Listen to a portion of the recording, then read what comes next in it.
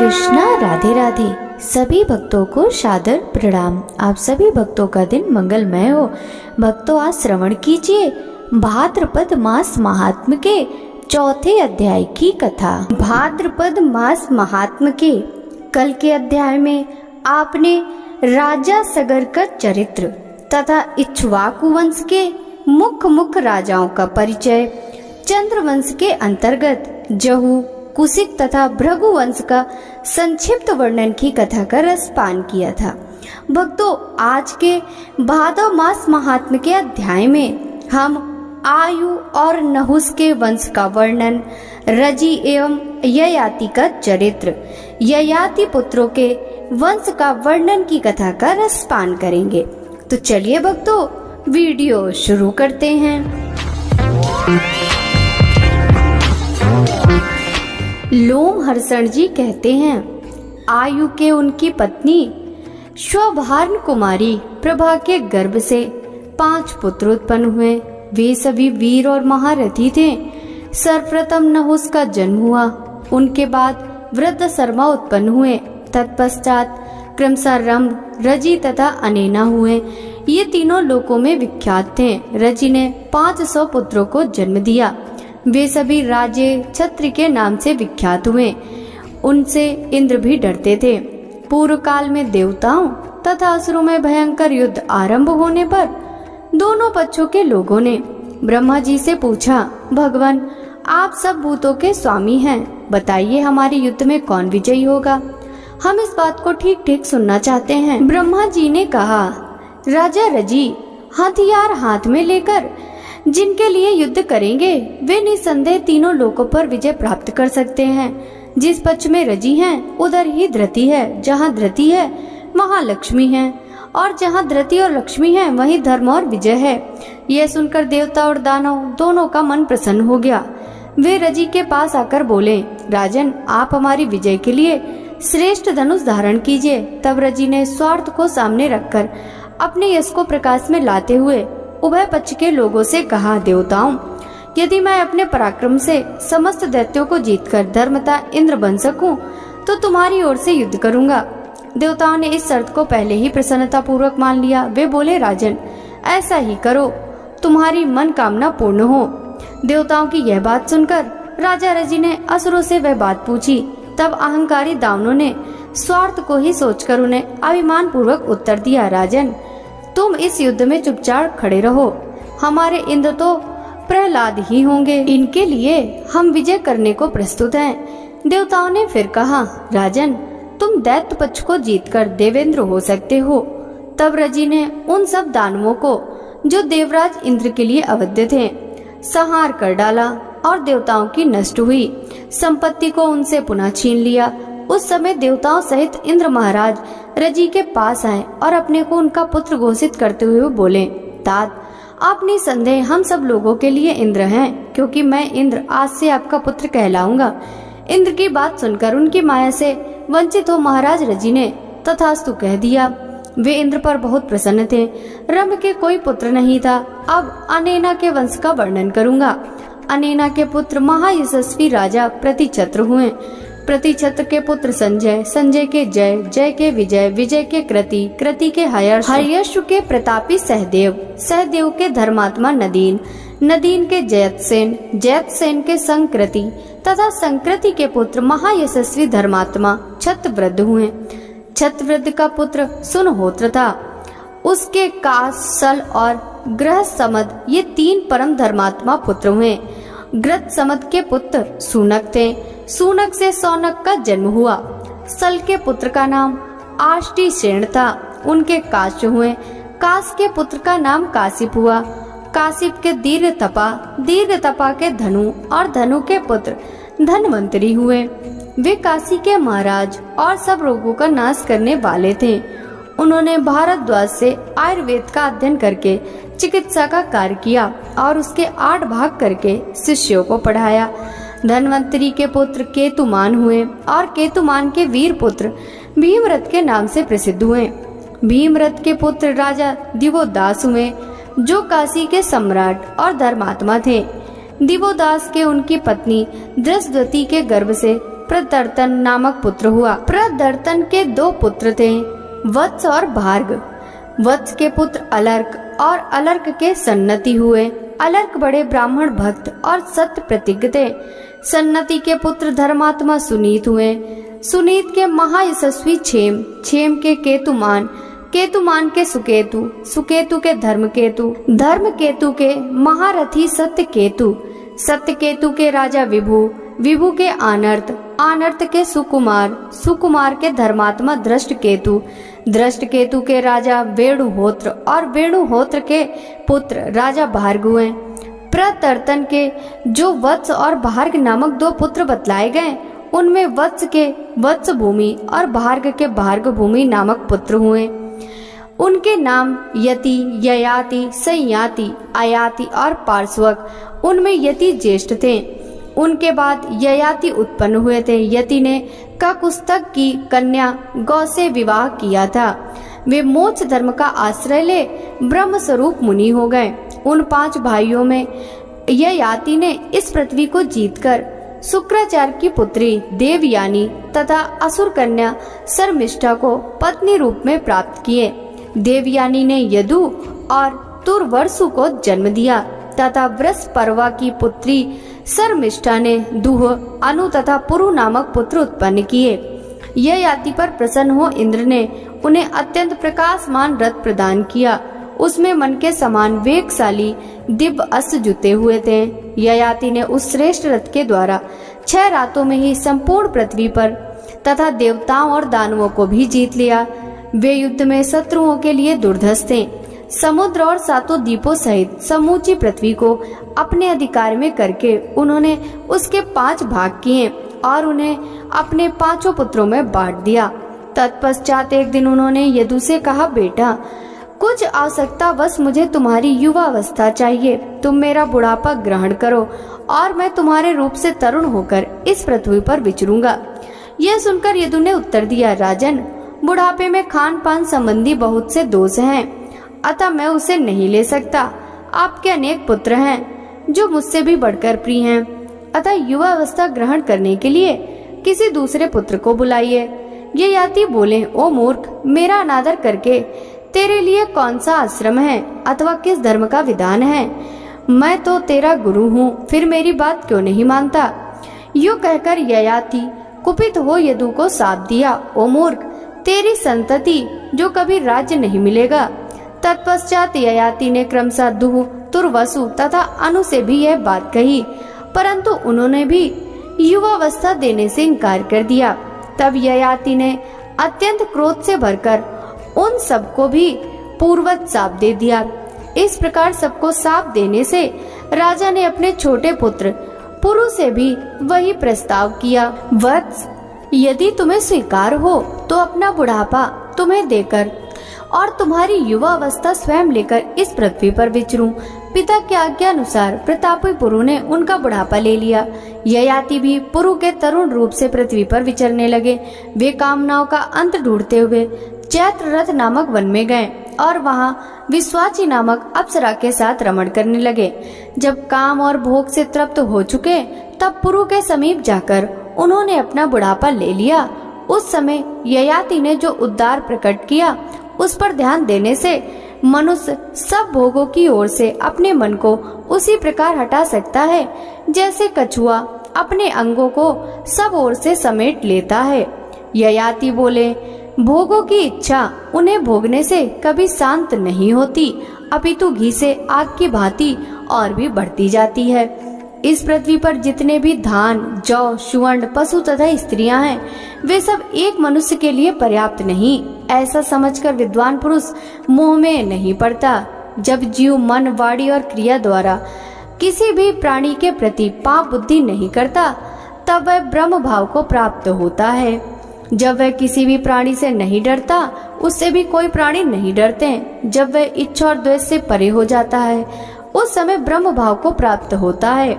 खोटी बुद्धि वाले पुरुषों द्वारा जिसका त्याग होना कठिन है, जो मनुष्य के बूढ़े होने पर भी बूढ़ी नहीं होती तथा जो प्राण नाशक रोग के समान है, उस तृष्णा का त्याग करने वालों को ही सुख मिलता है। बूढ़े होने वाले मनुष्य के बाल पक जाते हैं दांत टूट जाते हैं, परंतु धन और जीवन की आशा उस समय भी शिथिल नहीं होती। संसार में जो काम जनित सुख है तथा जो दिव्य लोक का महान सुख है, वे सब मिलकर तृष्णा क्षय से होने वाली सुख की 16वीं कला के बराबर भी नहीं हो सकते। यो कहकर राजर्षि ययाति स्त्री सहित वन में चले गए। वहाँ बहुत दिनों तक उन्होंने भारी तपस्या की। तपस्या के अंत में भृगुतुंग नामक तीर्थ के भीतर उन्होंने सद्गति प्राप्त की। महायशस्वी ययाति ने स्त्री सहित उपवास करके देह का त्याग किया और स्वर्ग लोक को प्राप्त कर लिया। ब्राह्मणों ने कहा, सूत जी, हम लोग पुरु, दुहु, अनु, यदु तथा तुर्वसु के वंशों का पृथक पृथक वर्णन सुनना चाहते हैं। लोमहर्षण जी ने कहा, मुनिवरो, आप लोग महात्मा पुरु के वंश का विस्तार पूर्वक वर्णन सुने। मैं क्रमशः सुनाता हूँ। पुरु के पुत्र सुबीर हुए। उनके पुत्र का नाम मनु यशु था। मनस्यु के पुत्र राजा अभय थे। अभयद के सुधन्वा, सुधन्वा के सुबाहु, सुबाहु के रौद्राक्ष तथा रौद्राशु के दृश्यारेणु, क्रकरेणु के कच्छेयु, स्थिंडलेयु, संतेयु, ऋचेयु, जलेयु, स्थलेयु, धनेयु एवं वनेयु, ये 10 पुत्र हुए। इसी प्रकार भद्रा, सुद्रा, मद्रा, सलदा, मलदा, खलदा, नलदा, सुरसा, गोचपला तथा स्त्री रत्नकूटा, ये 10 कन्याएं हुई। अत्रि कुल में उत्पन्न महर्षि प्रभाकर उन सबके पति हुए। उन्होंने भद्रा के गर्भ से परम यशस्वी सोम को पुत्र के रूप में उत्पन्न किया। राहु से आहत होकर जब सूर्य आकाश से पृथ्वी पर गिरने लगे और समस्त संसार में अंधकार छा गया, उस समय प्रभाकर ने ही अपनी प्रभा फैलाई। महर्षि ने गिरते हुए सूर्य को तुम्हारा कल्याण हो यह कहकर आशीर्वाद दिया। उनके इस कथन से सूर्य पृथ्वी पर नहीं गिरे। महातपस्वी प्रभाकर ने सब गोत्रों में अत्रि को ही श्रेष्ठ बनाया। अत्रि के यज्ञ में देवताओं ने उनके बल की प्रतिष्ठा की। उन्होंने रौद्राश्व की कन्याओं से 10 पुत्र उत्पन्न किए, जो महासत्वशाली तथा उग्र तपस्या में तत्पर रहने वाले थे। वे सभी वेदों के पारंगत विद्वान तथा गोत्र प्रवर्तक हुए। सत्वात्रेय नाम से उनकी ख्याति हुई। कच्छेऊ के सभानर, चाक्षुष तथा परमन्यु, ये 3 महारथी पुत्र हुए। सभानर के पुत्र काला नल तथा काला नल के धर्मज्ञ संजय हुए। संजय के पुत्र वीर राजा पुरंजय थे। पुरंजय के पुत्र का नाम जन्मेजय हुआ। जन्मेजय के पुत्र महासाल थे, जो देवताओं में भी विख्यात हुए और इस पृथ्वी पर भी उनका यश फैला था। महासाल के पुत्र महामना के नाम से विख्यात थे। देवताओं ने भी उनका सत्कार किया था। उन्होंने धर्मज्ञ उसीनर तथा महाबली तितिछु, ये 2 पुत्र उत्पन्न किए। उसीनर की 5 पत्नियां थीं, जो राजर्षियों के कुल में उत्पन्न हुई थी। उनके नाम इस प्रकार हैं, नगा, क्रमी, नवा, दरवा तथा द्रसद्वती। उनसे उसी नर के 5 पुत्र हुए। नगा के पुत्र नग थे। क्रमी के गर्भ से कृम का ही जन्म हुआ था। नवा के 9 तथा दरवा के सुव्रत हुए। द्रसद्वती के गर्भ से उसी नर कुमार सिबी की उत्पत्ति हुई। सिबी को सिबी देश का राज्य मिला। नग के अधिकार में यौधेय प्रदेश आया। नव को नवराष्ट्र तथा क्रमी को क्रमिलापुरी का राज्य प्राप्त हुआ। सुव्रत के अधिकार में अम्बष्ट देश आया। सिबी के विश्वविख्यात 4 पुत्र हुए, वृषदर्भ, सुवीर, केकय तथा मद्रक। उनके समृद्धशाली जनपद उन्हीं के नाम से प्रसिद्ध हुए। अब महामना के दूसरे पुत्र तितिछु की संतानों का वर्णन किया जाता है। तितिछु पूर्व दिशा के राजा थे। उनके पुत्र महापराक्रमी उसद्रथ हुए। उसद्रथ के पुत्र फेन, फेन के सुतपा तथा सुतपा के बलि हुए। राजा बलि सोने का तरकस रखते थे। वे बहुत बड़े योगी थे। उन्होंने इस भूतल पर वंश की वृद्धि करने वाले 5 पुत्र उत्पन्न किए। उनमें सबसे पहले अंग की उत्पत्ति हुई। तत्पश्चात क्रमशः वंग, शुह, पुंड्र तथा कलिंग उत्पन्न हुए। ये सब लोग बाले क्षत्रिय कहलाते हैं। बलि के कुल में बाले ब्राह्मण भी हुए, जो वंश की वृद्धि करने वाले थे। ब्रह्मा जी ने प्रसन्न होकर बलि को यह वर दिया कि तुम महायोगी होगे।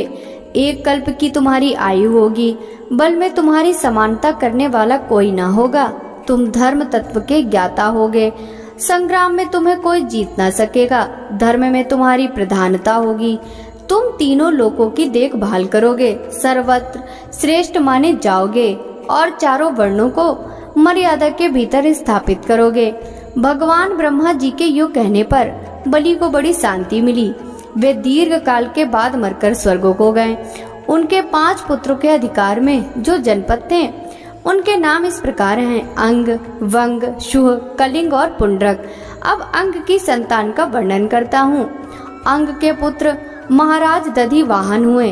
दधिवाहन के पुत्र राजा दिविरथ, दिविरथ के इंद्रतुल्य पराक्रमी और विद्वान धर्मरथ तथा धर्मरथ के पुत्र चित्ररथ हुए।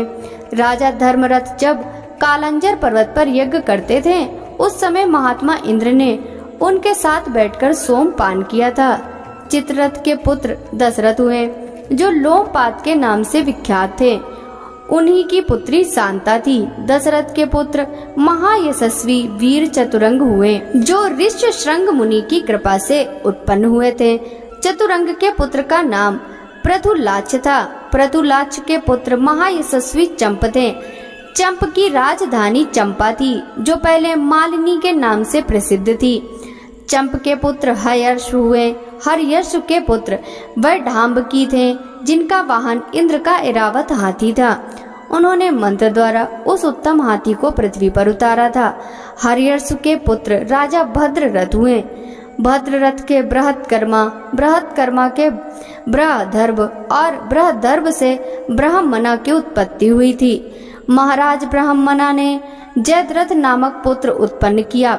जयद्रथ के दृढ़रथ, दृढ़रथ के विश्व विजयी जन्मेजय, उनके पुत्र वैकर्ण, वैकर्ण के विकर्ण तथा विकर्ण के 100 पुत्र हुए जो अंग वंश का विस्तार करने वाले थे। वे सब अंगवंशी राजा बतलाए गए जो सत्यव्रती, महात्मा, पुत्रवान तथा महारथी थे। अब रौद्राक्ष कुमार राजा ऋचेयु के वंश का वर्णन करूंगा, सुनो। ऋचेयु के पुत्र राजा मतिनार हुए। मतिनार के 3 बड़े धर्मात्मा पुत्र थे, वसुरोध, प्रतिरथ और सुबाहु। ये सभी वेद वेदता तथा सत्यवादी थे। मतिनार की एक कन्या भी थी जिसका नाम ईला था। वह ब्रह्मवादिनी थी। उसका विवाह तंसु से हुआ। तंसु के पुत्र राजर्षि धर्मनेत्र हुए। इनकी स्त्री उपदानवी थी। उपदानवी से उन्होंने 4 पुत्र उत्पन्न किए: दुष्यंत, सुष्मंत, प्रवीर और अनाथ। दुष्यंत के पुत्र पराक्रमी भरत हुए जो सर्वदमन के नाम से विख्यात थे। उनमें 10,000 हाथियों का बल था। वे शकुंतला के गर्भ से उत्पन्न चक्रवर्ती राजा थे। उन्हीं के नाम पर इस देश को भारतवर्ष कहते हैं। अंगिरा नंदन बृहस्पति के पुत्र महामुनि भरद्वाज ने भरत से पुत्र उत्पत्ति के लिए बड़े बड़े यज्ञों का अनुष्ठान कराया। इसके पहले पुत्र जन्म का सारा प्रयास व्यर्थ हो चुका था, अतः भारद्वाज के प्रयत्न से जो पुत्र उत्पन्न हुआ उसका नाम वितत हुआ। वितत के जन्म के बाद राजा भरत स्वर्गवासी हो गए। जब भारद्वाज जी वितत को राज्य पर अभिषिक्त करके वन में चले गए, वितत ने 5 पुत्र उत्पन्न किए: सुहोत्र, सुहोता, गय, गर्ग तथा महात्मा कपिल। सुहोत्र के 2 पुत्र थे, महासत्यवादी कौशिक तथा राजा ग्रतसमति। ग्रतसमति के पुत्र ब्राह्मण, क्षत्रिय और वैश्य तीनों वर्णों के लोग हुए। मुनिवरों, अब आजमीर नामक दूसरे वंश का वर्णन सुनो। सुहोत्र का एक पुत्र था बृहत। उसके 3 पुत्र हुए: अजमीड, द्विमीड और पुरुमीड। अजमीड से नीली के गर्भ से सुशांति नामक पुत्र उत्पन्न हुआ। सुशांति से पुरुजाति और पुरुजाति से ब्रह्माशु का जन्म हुआ। ब्रह्माशु के 5 पुत्र हुए जो समृद्धिशाली 5 जनपदों से युक्त थे। उनके नाम यो हैं: मुद्रल, सृजंजय, राजा बृहदिषु, पराक्रमी यविनर तथा क्रमिलाश्व। ये 5 देशों की रक्षा के लिए समर्थ थे, इसीलिए उनके अधिकार में आए हुए जनपद पांचाल कहलाए। मुद्रल के पुत्र महायशस्वी मौद्रल हुए। महात्मा सृंजयन के पुत्र पंजीयन हुए। पंजीयन के सोमदत्त, सोमदत्त के सहदेव और सहदेव के सोमक हुए। सोमक के पुत्र का नाम जंतु था, जिनके 100 पुत्र हुए। उन सब में छोटे पृषद थे, जिनके पुत्र द्रुपद हुए। ये सभी अजमीर तथा सोमक क्षत्रिय कहलाते हैं। अजमीर के एक और पत्नी थी, जिनका नाम था धूमिनी। रानी धूमिनी बड़ी पतिव्रता थी। ये पुत्र की कामना से व्रत करने लगी। 10,000 वर्षों तक अत्यंत दुष्कर तपस्या करके उन्होंने विधि पूर्वक अग्नि में हवन किया तथा पतिव्रता पूर्वक नियमित भोजन करके वे अग्निहोत्र के कुशों पर ही लेट गई।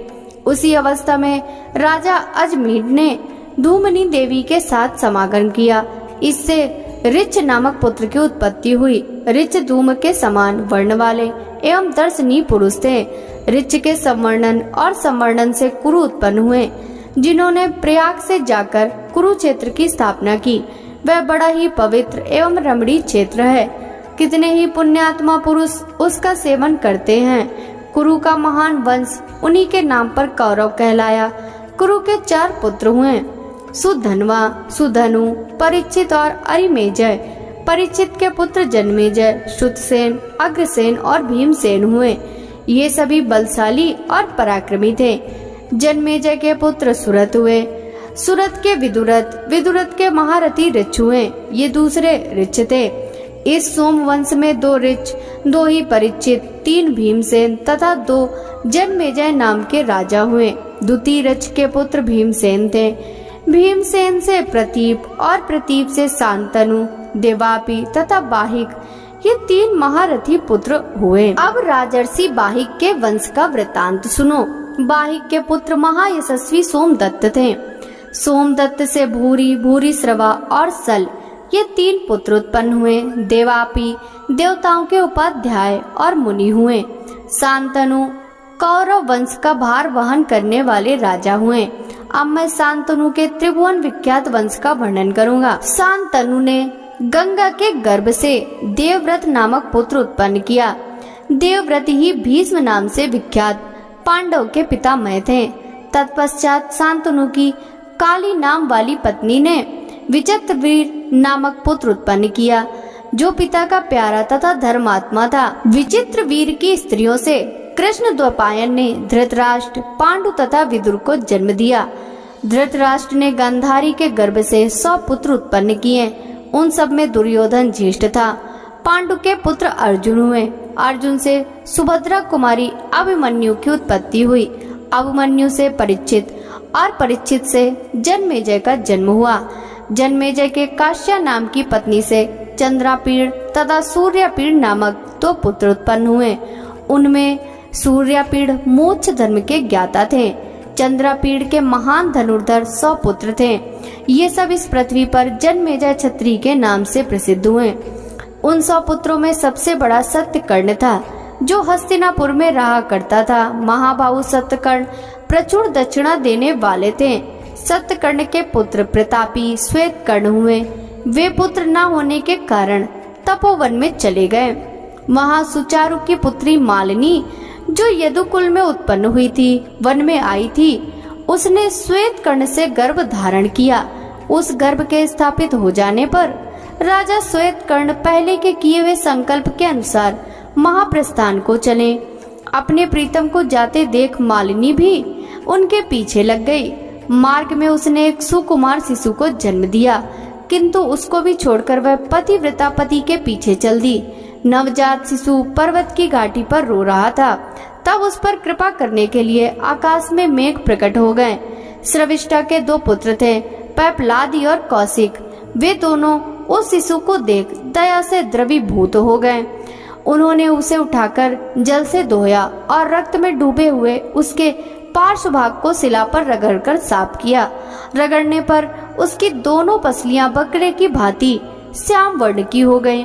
इसलिए उन दोनों ने उस बालक का नाम अज पार्श्व रख दिया।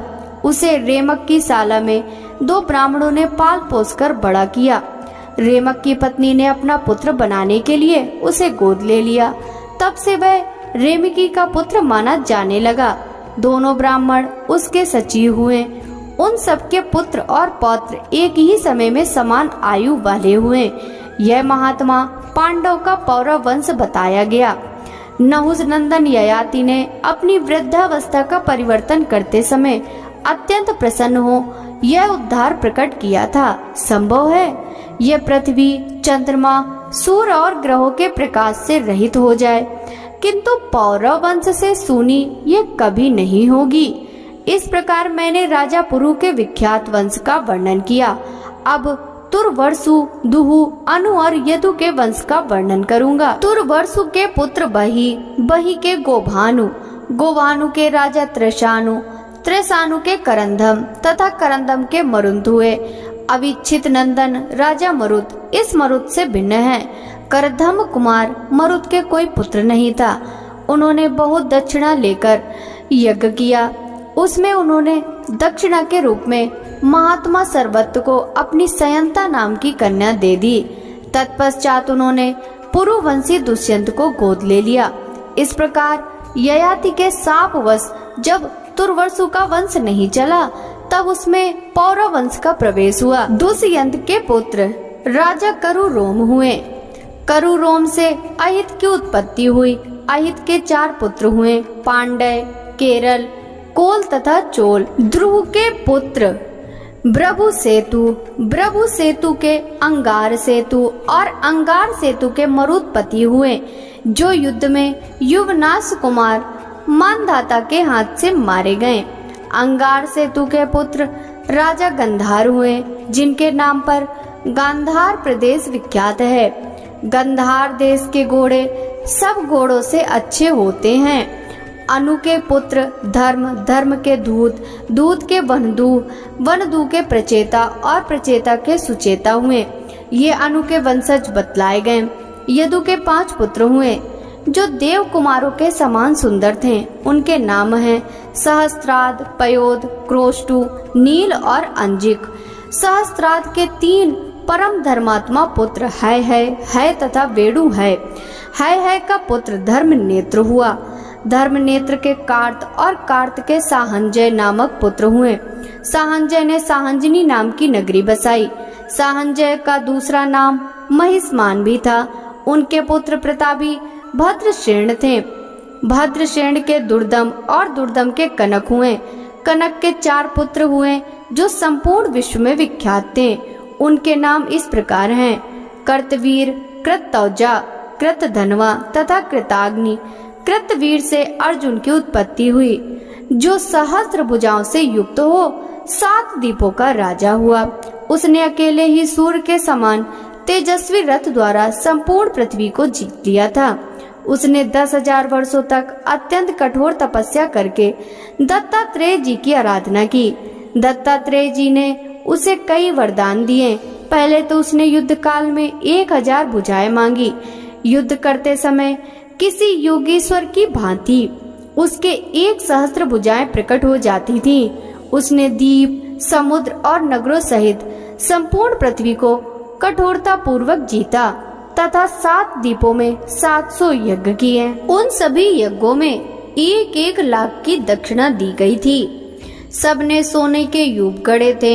सोने की ही वेदियां बनी थी। वहाँ दिव्य आभूषणों से अलंकृत देवताओं और गंधर्वों के साथ महर्षि गण भी विमान पर बैठकर सुशोभित होते थे।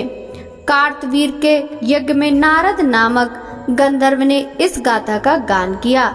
अन्य राजा लोग यज्ञ, दान, तपस्या, पराक्रम और शास्त्र ज्ञान में कार्तवीर अर्जुन की स्थिति को नहीं पहुंच सकते। वह योगी था, इसलिए 7 द्वीपों में ढाल, तलवार, धनुष, बाण और रथ लिए सदा चारों और विचरता दिखाई देता था। धर्म पूर्वक प्रजा की रक्षा करने वाले महाराज कार्तवीर के प्रभाव से किसी का धन नष्ट नहीं होता था, किसी को रोग नहीं सताता था तथा कोई भ्रम में नहीं पड़ता था। वे सब प्रकार के रत्नों से संपन्न चक्रवर्ती सम्राट थे। वे ही पशुओं तथा खेतों के भी रक्षक थे और वे ही योगी होने के कारण वर्षा करते हुए मेघ बन जाते थे। जैसे शरद ऋतु में भगवान भास्कर अपनी सहस्त्रों किरणों से शोभायमान होते हैं, उसी प्रकार राजा कार्तवीर अर्जुन अपनी सहस्त्रों भुजाओं से शोभा पाते थे। उन्होंने करकोटक नाग के पुत्र को जीतकर उन्हें अपनी नगरी महिष्मतीपुरी में मनुष्यों के साथ बसाया था। वे वर्षा काल में समुद्र में जल क्रीड़ा करते समय अपनी भुजाओं से रोककर उसकी जल राशि के वेग को पीछे की ओर लौटा देते थे। उनकी राजधानी को घेरकर बहने वाली नर्मदा नदी में जब वे जल क्रीड़ा करते समय लौटते थे, उस समय वह नदी अपनी सहस्त्रों चंचल लहरों के साथ डरती डरती उनके पास आती थी। महासागर में जब वे अपनी सहस्त्रों भुजाएं पटकते थे, उस समय पाताल निवासी महादैत्य निश्चेत होकर भय से छिप जाते थे। ऊंची उठती हुई उत्ताल तरंगे विचूर्णित हो जाती थी। बड़े बड़े मीन और तिमी आदि जल तंतु छटपटाने लगते थे। सागर के जल में फेन जम जाता था। समुद्र बड़ी बड़ी भंवरों के कारण क्षुब्ध दिखाई देता था। देवताओं और असुरों के डाले हुए मंदराचल पर्वत से क्षीर समुद्र की जो दशा हुई थी, वही दशा वे अपने सहस्त्र बाहुओं से महासागर की कर देते थे। उस समय मंदराचल के द्वारा समुद्र मंथन की बात सोचकर चकित और अमृत उत्पत्ति से आशंकित हुए बड़े बड़े नाग सहसा ऊपर उछलकर देखते और भयंकर कार्तवीर नरेश पर दृष्टि पड़ते ही मस्तक झुकाकर निश्चेत पड़ जाते थे। जैसे संध्या के समय वायु के झोंक से कदली खंड कांपते हैं, उसी प्रकार वे भी कांपने लगते थे। राजा कार्तवीर ने अभिमान से भरे हुए लंकापति रावण को अपने 5 ही बाणों से सेना सहित मूर्छित करके धनुष की प्रत्यंचा से बांध लिया और महिष्मतीपुरी में लादकर बंदी बना लिया। यह समाचार सुनकर महर्षि पुलत्स उनके पास गए। महर्षि के याचना करने पर उन्होंने रावण को मुक्त कर दिया। अर्जुन की 1000 भुजाओं में धारण किए हुए धनुष की प्रत्यंचा का इतना घोर शब्द होता था, मानो प्रलय कालीन मेघ गरजते हों अथवा वज्र फट पड़ा हो। अहो, परशुराम जी का पराक्रम धन है, जिन्होंने स्वर्ण में तालवन के समान राजा कार्तवीर की सहस्त्रों भुजाओं को काट डाला था। एक दिन की बात है, प्यासे अग्निदेव ने राजा कार्तवीर से भिक्षा मांगी। उन्होंने 7 द्वीप, नगर, गांव, गोष्ठ तथा सारा राज उन्हें भिक्षा में दे दिए। अग्निदेव सर्वत्र प्रज्वलित हो उठे और महाराज कार्तवीर के प्रभाव से समस्त पर्वतों एवं वनों को जलाने लगे। उन्होंने वरुण पुत्र के रमणी आश्रम को भी जला दिया। पूर्व काल में वरुण ने जिस तेजस्वी महर्षि को अपने पुत्र रूप में प्राप्त किया था, वे वशिष्ठ के नाम से विख्यात हुए। उन्हीं का नाम आपो भी है। महर्षि वशिष्ठ का सून आश्रम जलाया गया था, इसीलिए उन्होंने साप दिया है तूने मेरे इस वन को भी जलाए बिना नहीं छोड़ा, अतः तेरे द्वारा यह महान पाप हुआ है। इस कारण मेरे जैसा एक दूसरा तपस्वी ब्राह्मण तेरा वध करेगा। जमदग्नि नंदन महाभाव परशुराम, जो बलवान और प्रतापी हैं, तेरा बलपूर्वक मान मर्दन करके तेरी 1000 भुजाओं को काट डालेंगे और तुझे मौत के घाट उतारेंगे। जो शत्रुओं के नाशक और धर्म पूर्वक प्रजा के रक्षक थे, जिनके प्रताप से किसी के धन का नाश नहीं होने पाता था, वे महाराज कार्तवीर महामुनि वशिष्ठ के शापवश परशुराम जी के हाथ से मृत्यु को प्राप्त हुए। उन्होंने स्वयं ही पहले इसी तरह का वर मांगा था। कार्तवीर के 100 पुत्र थे, किंतु उनमें 5 ही शेष बचे। वे सभी अस्त्र शस्त्र के ज्ञाता, बलवान, सूर, धर्मात्मा और यशस्वी थे।